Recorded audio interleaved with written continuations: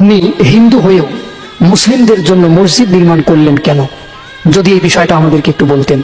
তো আপনি একটি চমৎকার প্রশ্ন করেছেন। এই প্রশ্ন অনেকেরই, যে আমি হিন্দু হয়ে কেন মুসলমানদের জন্য মসজিদ গড়েছি। আসলে আমি এইটুকু বুঝি যে ভালো কাজ করা ভালো।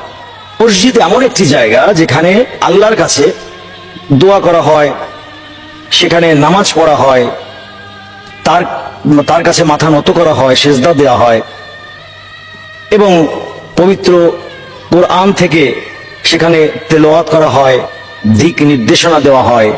তো আমি মনে করি একটি চমৎকার ধর্ম ব্যবস্থা মসজিদ। আমি লক্ষ্য করেছি যে একজন কৃষক বা একজন রাষ্ট্রপতি একই সারিতে দাঁড়িয়ে নামাজ পড়তে পারে, কোনো ভেদাভেদ নেই। এটা কিন্তু আমাকে ভীষণভাবে আমার হৃদয়কে আন্দোলিত করে। এই হচ্ছে এক।